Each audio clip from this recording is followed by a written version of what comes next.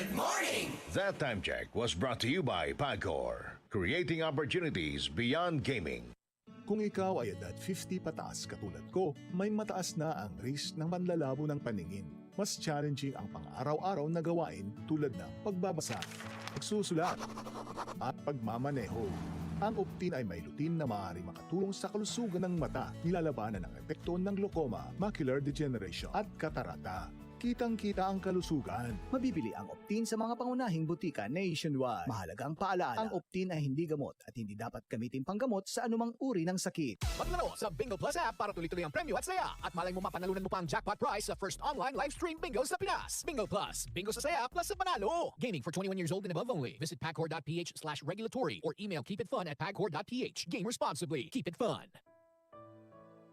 Pagbasa sa Aklat ng Kawikaan, Kabanata 12, talata 1 hanggang 28. Ang taong may unawa ay tumatanggap ng payo, ngunit ayaw mapaalalahanan ang matigas ang ulo. Si Yahweh ay nalulugod sa taong matuwid, ngunit sa masasama siya ay nagagalit. Ang makasalanan ay hindi mapapanatag, ngunit ang matuwid ay hindi matitinag. Ang mabuting babae ay karangalan ng asawa, ngunit kanser sa buto ang masamang asawa. Ang taong matuwid ay mabuting makiharap, ngunit ang masama ay bihira lang magtapat. Pumapatay ng lihim ang mga pangungusap ng masama, ngunit ang salita ng matuwid ay nagliligtas sa kapwa. Ang masama ay lubusang mapaparam at di na magbabalik, ngunit ang sambahayan ng matuwid mananatiling nakatindig. Ang taong matalino ay magkakamit ng karangalan, ngunit ang aanihin ng masama ay pagkutsa lang. Ang maralitang nagsisikap ay mabuting di hamak kaysa nagkukunwang mayaman, ngunit sa gutom nakasadlak. Kahit sa kanyang mga hayop ang matuwid ay mabait, ngunit ang masama kahit kanino ay sadyang mabagsik. Ang taong masipag ay sagana sa lahat, ngunit ang isang hangal sa yaman ay salat. Ang nais ng masama ay puro kasamaan, ngunit ang tuntungan ng matuwid ay hindi magmamaliw.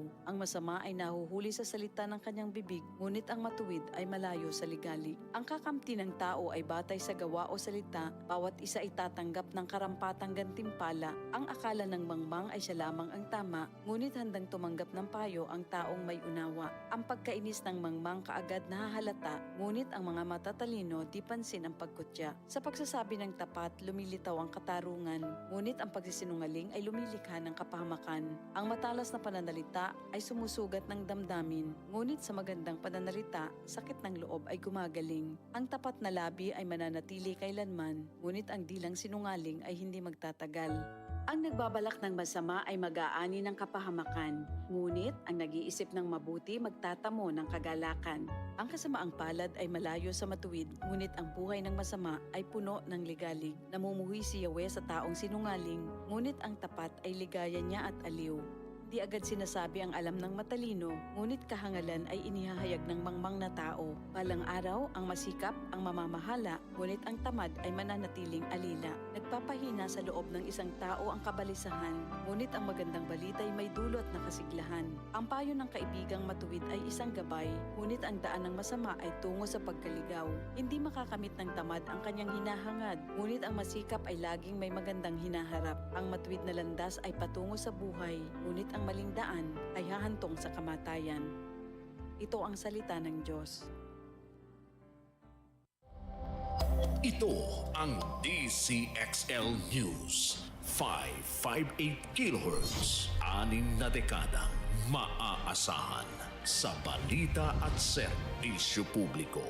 Ang himpilan ng RMN Network sa Mega Manila. Live sa radyo at online.